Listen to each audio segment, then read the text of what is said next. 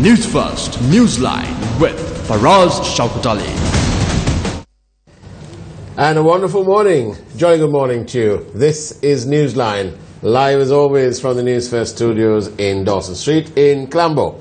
And unfortunately this morning our scheduled guest, Mr. Rusipala Tenakon, who is going to give us his take on the various disasters and how we respond to it and how we actually get on with dealing with the after effects of disasters, is unfortunately being taken ill this morning. And whilst we wish Mr. Rusipala a speedy recovery, joining me on the set this morning is my colleague Chaturanga Hapwarachi. Good morning to you. Good morning. Good morning to our viewers. And so, of course, only yesterday, Chatu, we were speaking about disasters and how the army and the forces sort of respond to it. And late yesterday morning, not many hours after our program, we had this disaster in Velawat, where this building in the making has collapsed. Yes. And this morning we have news that one person has actually died. Yes, for us, the matter at hand here is for us that all these things, all these constructions, there should be a proper standard that is maintained.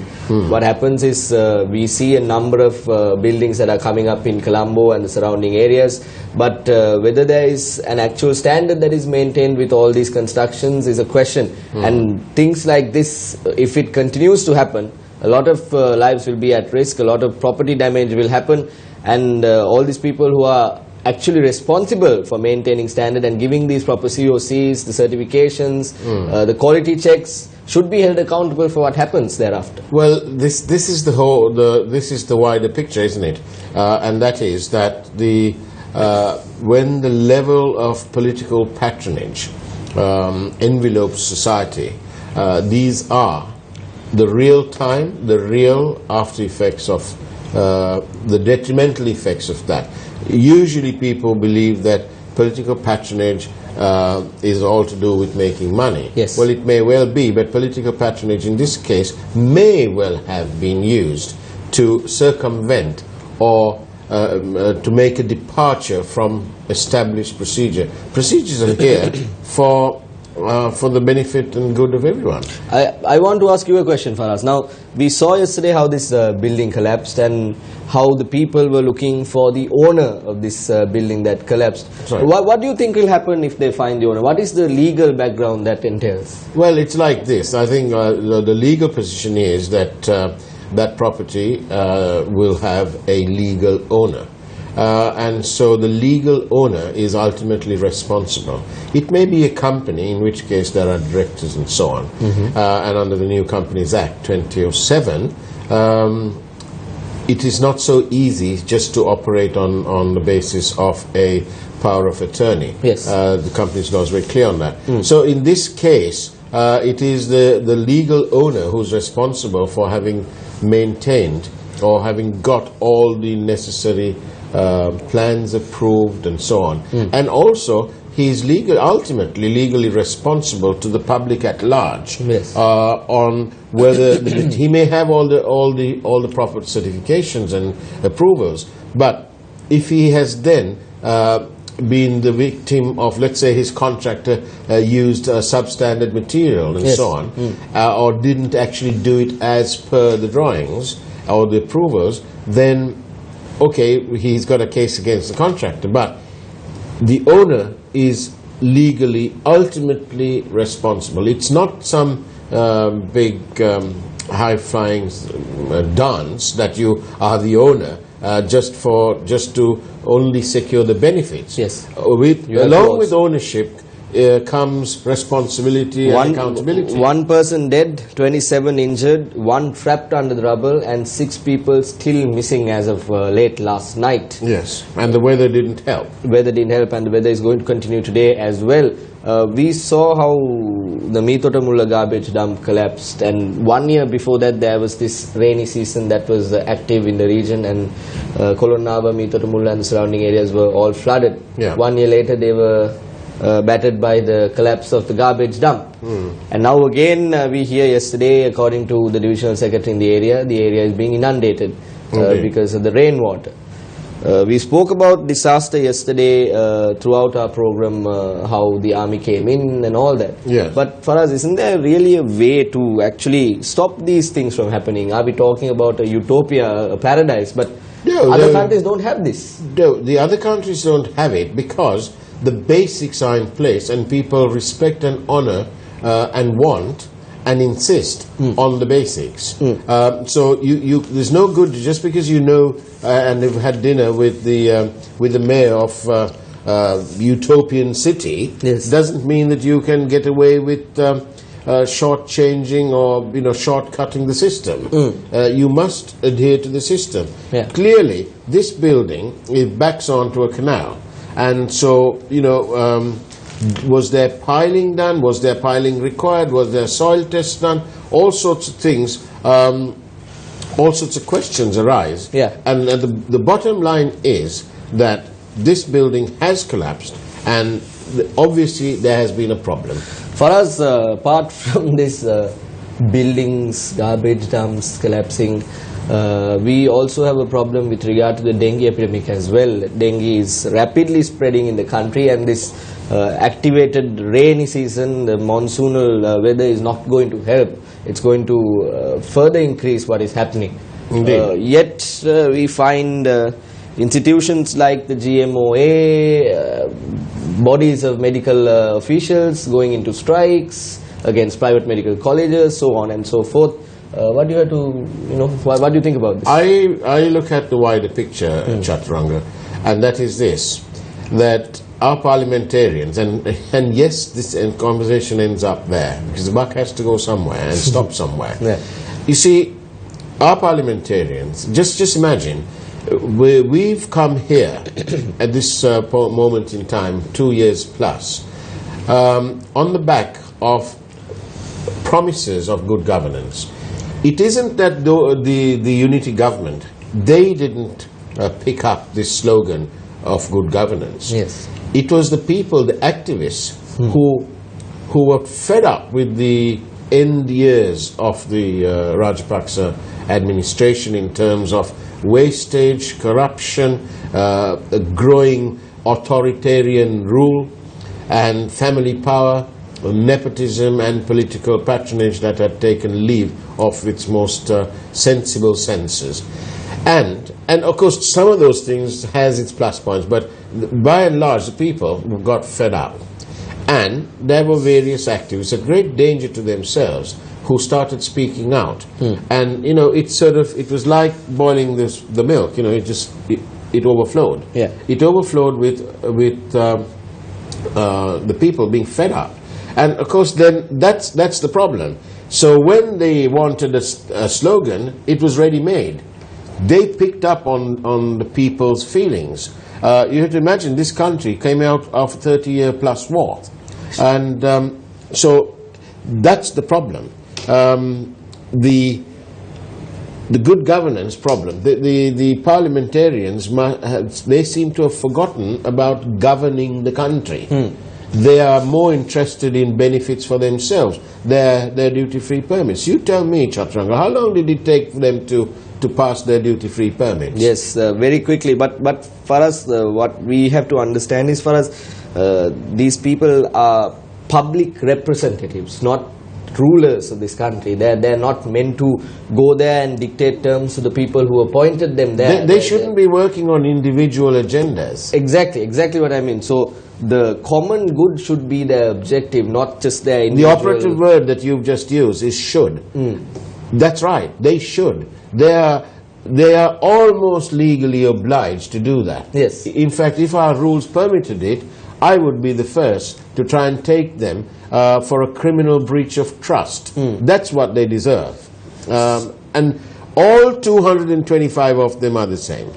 You're sure about it? All 225? None of them are fully committed, and the operative word is fully. Fully committed 24/7 to delivering to the people. Now for us, we are going from one garbage dump in Meethotamulla to the other garbage dump in Devannav. Yes. But we are going to, since we are in the topic anyway, the common common Can I argument. stop you there for one second? Yeah. One garbage to the other, you said. Yes. The only problem is, part of a garbage dump, you need good, clear waterways. The waterways, the canals around Mitotamulla, all blocked. And the sludge and so on, so the water's going nowhere, which is why it collapsed. Yeah. And we didn't need no Japanese to tell us that. Yes. Have you looked at the waterways around the other place? It's clear. So there you go. So even for that, they've got it sorted. Right. So to my question, the common argument that is brought in by any new parliamentarian, we both of us have interviewed a few people on this show itself. Yes. The common argument that they bring forward is that they go into the parliament with good objectives. They go into the parliament hoping that they will be able to care for the people, do some service to the people that they're appointed. But when they go into the parliament, they are made to be with the corrupt, so they also end up eventually becoming corrupt. That is their argument. Chatranga, when you were in school, I'm sure that there were various people, other students, whom I don't think your parents approved of you hanging around with. Yes, definitely. Right. So But I was a good boy in school for us. Right. Well, but that's because your parents made sure that they steered you away from that. You didn't join the rat pack. Yeah. Okay. So that argument doesn't hold any water. If you seek public office, you should have a desire to serve the public, genuinely. Yes. Not to. The primary cause is not to make money, but unfortunately, our parliamentarians, our political system is such that it's very, very few people who end up being genuinely serving the people. Do you believe in astrology for us? I certainly don't. You don't. Because some of the people I associate do. And someone told me very recently that since this government came into power, what Sri Lanka has been experiencing are bad things. It was Salava, there was this Mitotamulla garbage dump collapse, there were rains that flooded Colombo, so on and so forth. Yeah. And many other bad things happened in the country, even though in a small scale. So, do you really think that this government is unlucky? Look, if you ask any businessman, if you ask the shareholders of our group about the secrets of success and so on, I think you'll find that it's more than 75% is sheer hard work and commitment. Yeah. Commitment to the cause, to your belief. Everything else, good luck, astrology and so on, is contained in that 25%, and luck. And of course, the overall picture is that you need to be blessed. But if you do good, you will be automatically blessed. For us, the thing is that there are internal factors and external factors that is in our control and that is not. Obviously, if the government took steps beforehand to stop Mitotamulla, it wouldn't have happened. But getting floods because there is a bad drainage system and the government came into power. That's an act of God. What can we do? Because the government, in a way, is actually responsible because, see, if they actually took steps, there is the Ministry of Megapolis and Western Development. There are several other ministries for waste disposal as well. Yeah. If these ministries actually acted at the correct time, all this would have been avoided. Now, yesterday we had Major General Rana Singh on our program,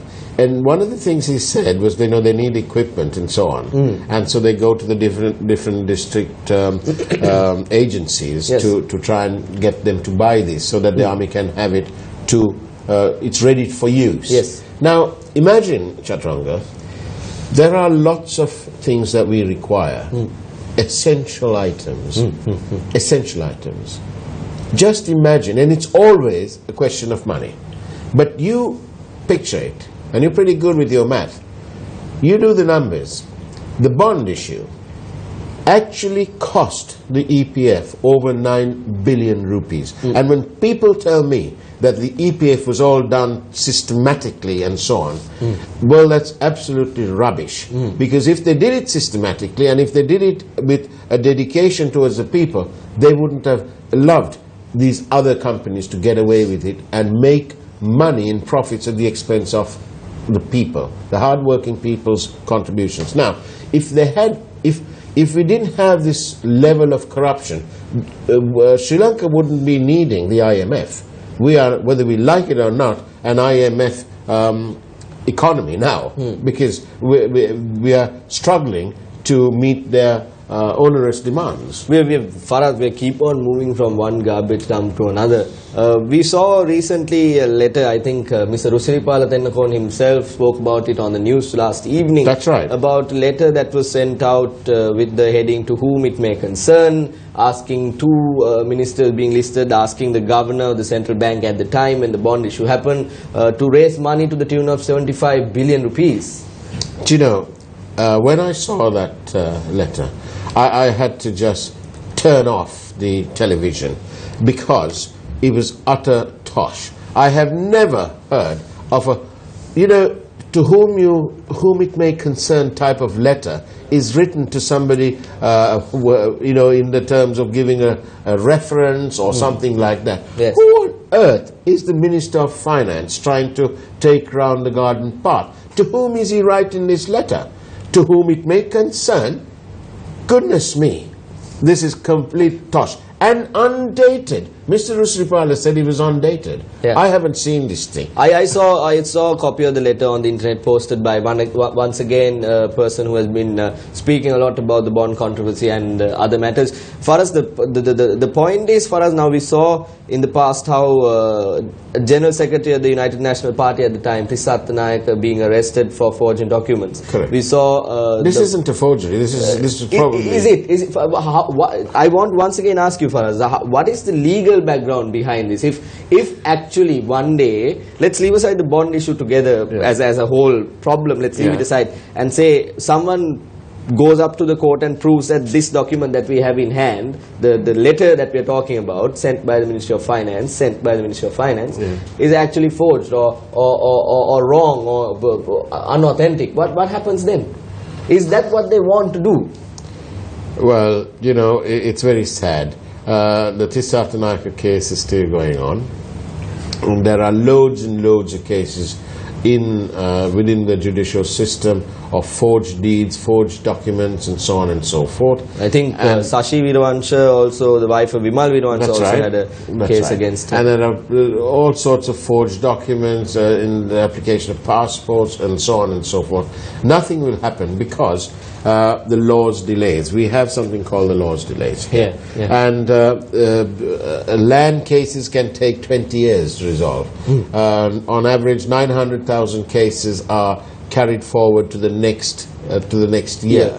And so there is no real, this is all talk. There is no real commitment to try and reduce or put in systems in place to reduce these delays.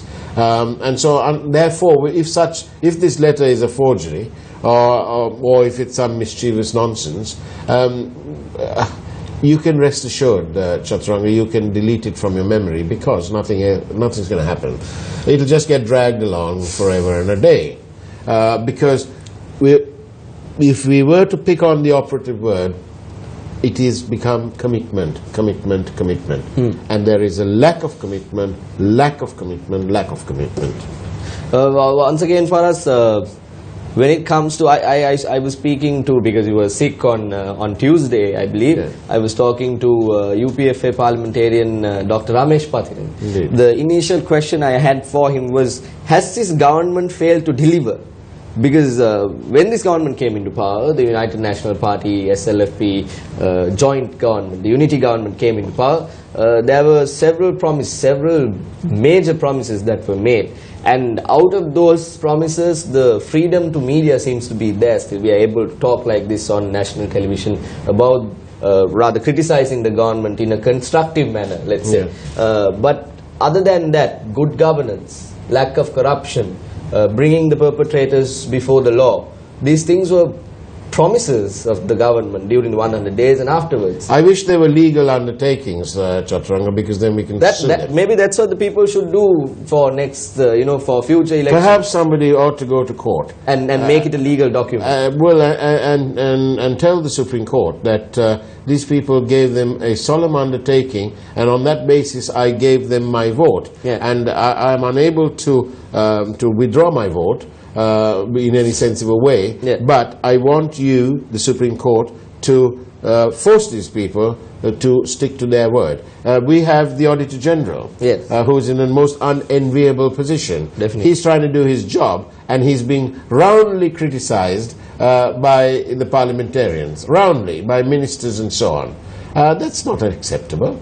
If the Auditor General is proven not to be good at his job, or is doing something naughty or wrong, then they ought to invoke the legal provisions and get rid of him. Not to sit there and start trying to threaten him and Faraz, what about the democracy in the country? Now we once again, we have the ability to speak like this on national television.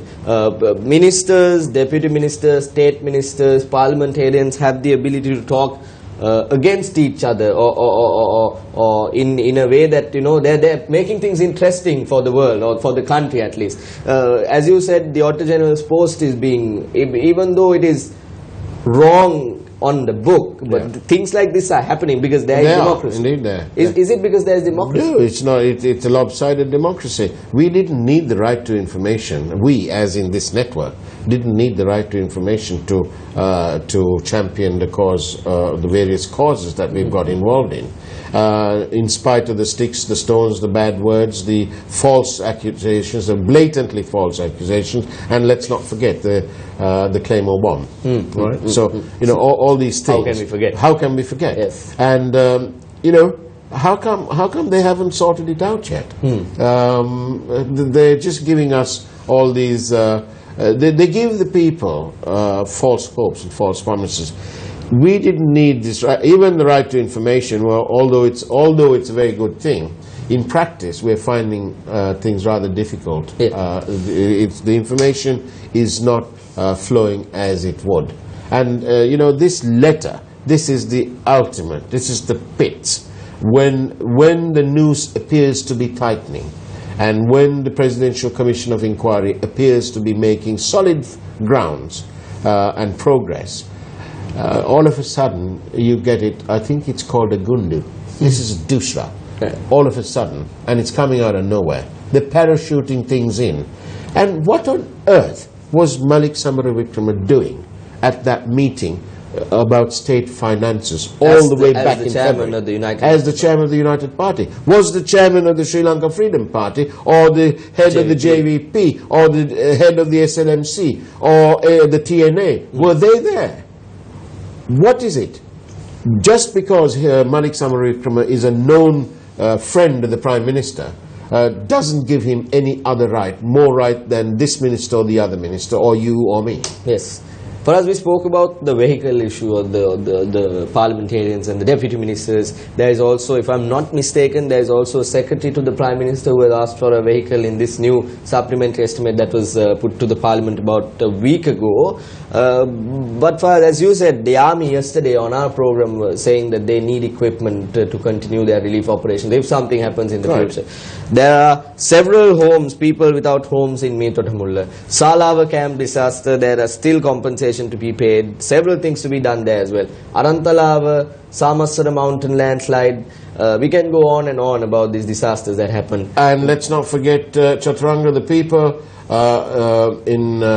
who are now in Putlam, but who were given 24 hours by the LTT to get out of their homes in Talaimana. And today so maybe is a good day to remember that as well. Indeed, and today is of course Ranaviru Day today. Victory Day. Victory Day. But when we remember this day, we must remember also that the most important point is that this was a victory over terror. It wasn't a victory over something else. It was victory over terror. We must remember that this is victory over LTTE, one of the most dangerous organizations that the world has seen. And they almost invented, I believe, the suicide bomb and so on and so forth. So, when we must be very careful when we are celebrating or when we are remembering Victory Day. It is something, nowhere else in the world has terrorism been defeated so very effectively. And it is against terror. These were a group of people who were unconventional. They were terrorists, period. And that's what we want to remember. And to our armed forces, it was another mission.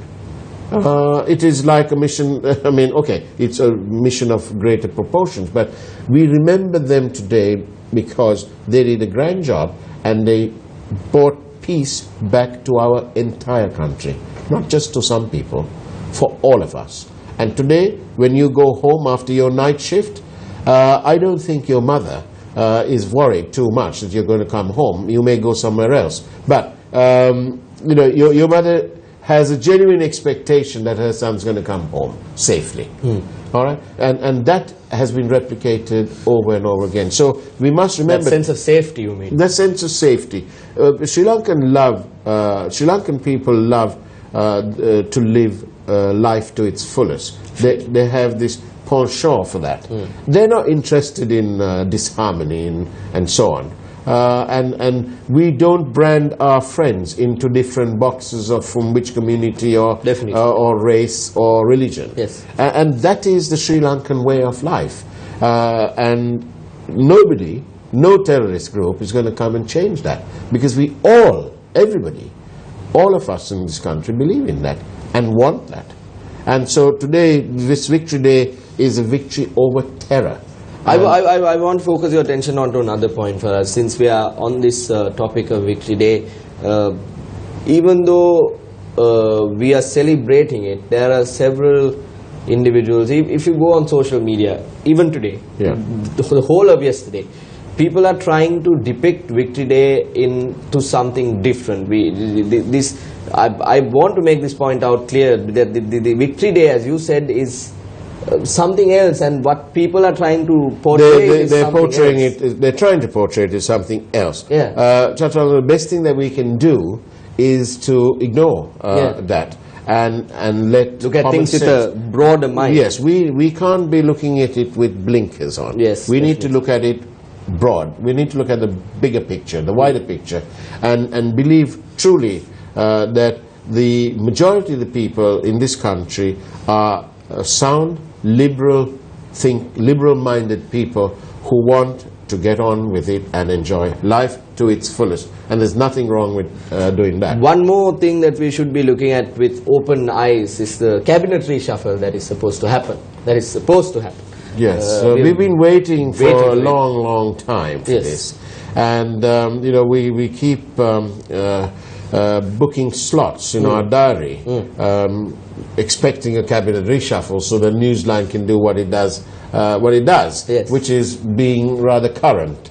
And so we do hope that the cabinet reshuffle, if it's going to happen, let it happen. The Prime Minister's back from China. I think our representative, Joel, is also back from China. He's downstairs. He's downstairs. There you go. So, everyone's back. Yes. Vesak's come and gone. There was another timeline before that. That's come and gone. Many timelines has come and gone.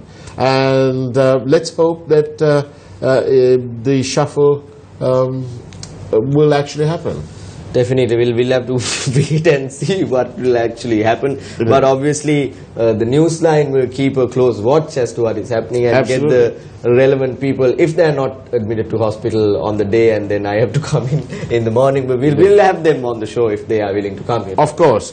And that's it. Chaturanga, thank you very much for taking the time to come and join me here. Thank you for us. And make Newsline happen again. And that's about it from Newsline on the 19th of May 2017. Take care and God bless.